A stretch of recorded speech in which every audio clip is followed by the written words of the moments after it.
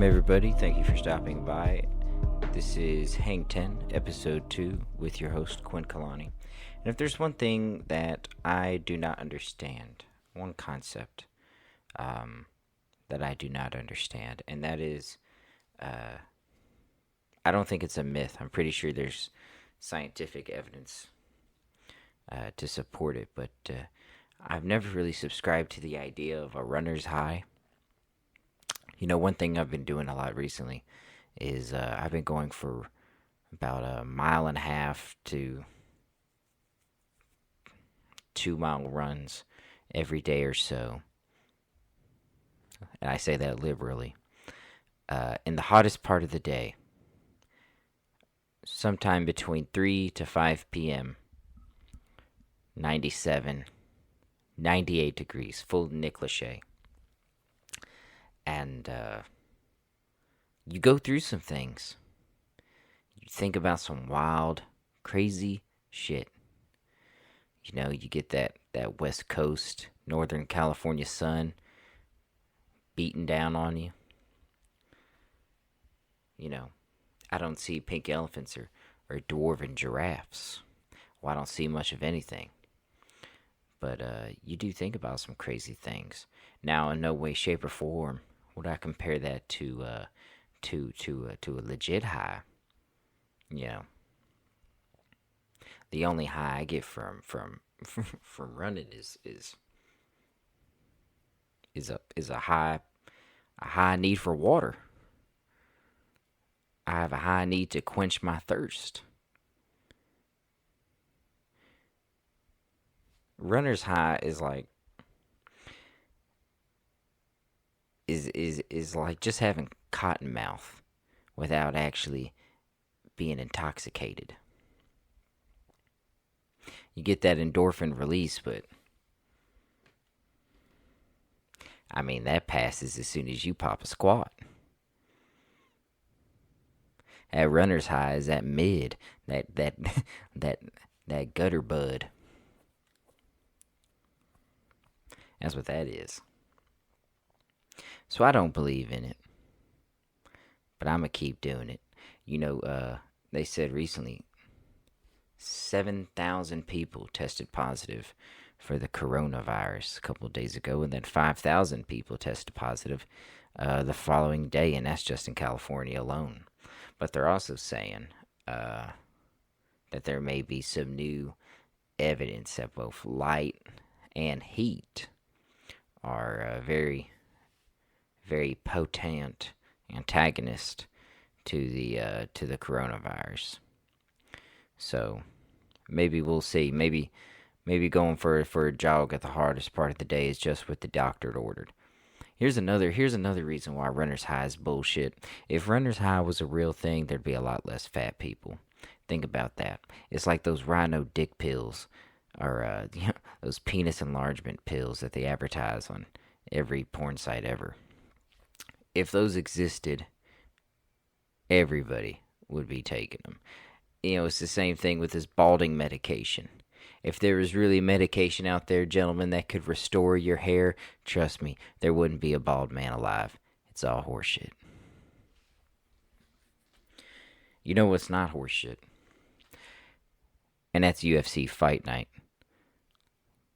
June 27th at the UFC Apex Center, Dustin Poirier, ranked number 3 in the world, took on Dan Hooker, number 5 in the world, at 155 pounds in the lightweight division in a 5-round affair. In what's got to be one of the top 5 fights of the year. If you didn't watch this fight, you are sorely missing out. If you're not watching UFC MMA right now and you consider yourself to be a sports fan, a fan of athletics, you're missing out. This fight had everything that you want from an MMA fan's perspective. It had heart, grit, back and forth action, ebbs and flows, mountains and valleys.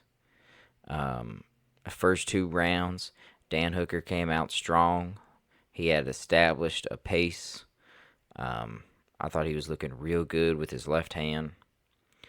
But he couldn't seem to do enough to pull away from Dustin Poirier. Even though I thought he won the first 2 rounds, Dustin was in him.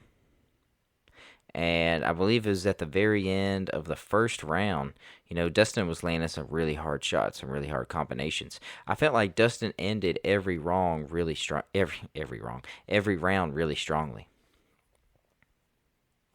Dustin's boxing was very clean this fight too.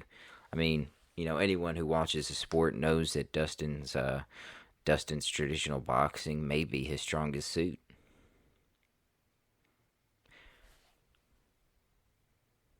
I believe I saw a statistic at the end of the fight: 390 combined total strikes at the end of the fight. It was insane. But going back to Dustin, after that second round, there's a clear change. He really started to not necessarily pick it up, but it just seemed that the effect of his shots were landing were much more pronounced. There's a clear power difference between Dustin and Dan Hooker.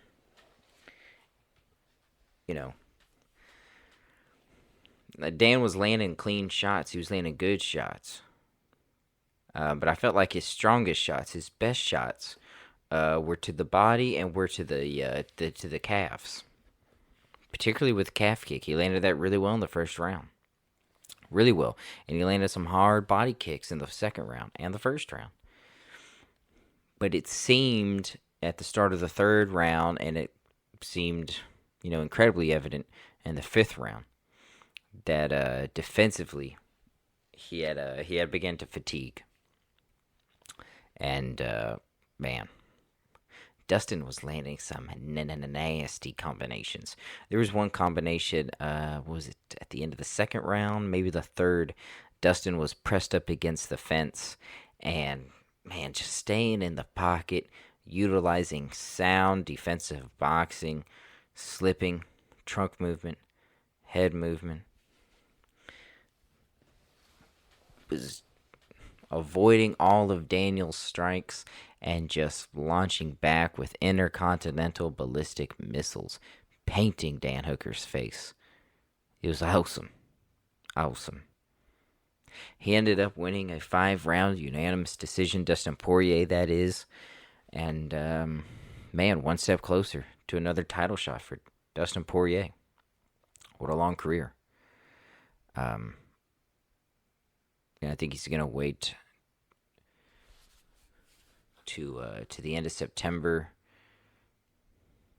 maybe late August. Late August at the earliest, late September at the latest for Khabib versus Justin Gaethje. That fight will decide the undisputed UFC 155-pound lightweight champion. Now, we've already seen that fight once between Dustin Poirier and Khabib. Khabib does what Khabib does. Took him down. Mauled him. For all intents and purposes. There was one moment, though, I believe in the second round, where Dustin caught Khabib. And for a brief moment, Khabib Nurmagomedov looked human to the rest of the world. For Dan Hooker, this I don't think this loss damages his stock too much. It was a fight. It won fight of the night. It's a fight of the year contender. Where he goes from here, I don't think he slips too far back. Maybe a rematch with Paul Felder. Maybe a fight with Charles Oliveira would be fun. Charles Oliveira is the UFC record holder for most submission victories in the UFC. And I believe Dan Hooker is the only Kiwi to have a submission victory. So that could be fun.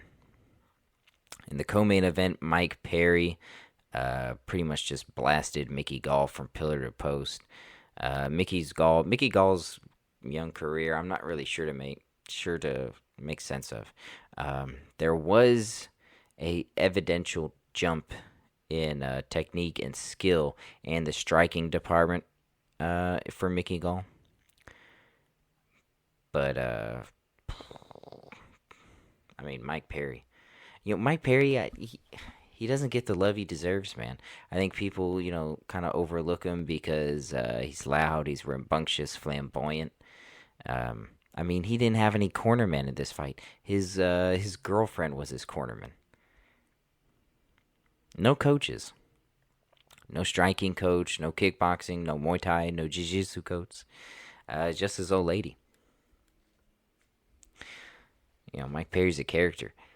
And he goes out there and he, slips the right hand over the jab consistently and just blast Mickey Gall all over the octagon. I'm surprised, honestly, that Mickey Gall. I'm surprised that he made it out of the fight. There were some moments where I was like, "Oh, okay, he's done for sure." Where Mike Perry goes from here, top 15 welterweight, maybe Jeff Neal. I think a Robbie Lawler fight would actually be a lot of fun. Robbie Lawler versus Mike Perry, chaos, pure chaos. They should make the MMA gods happy. Blood sacrifice, why not? Totally, we're all for that. But, I mean, that's pretty much it on my side of the world. I want to thank you guys for stopping by and listening again. Just not much going on. Trying to do what I can to switch the media I take in from less woe is our situation to more optimism, more hope, more good things. So, if there's anything I can recommend, perhaps I would recommend you do the same. And I would recommend coming back next week. Maybe we'd have some cooler stuff to talk about. Until then, adios and take care. God bless.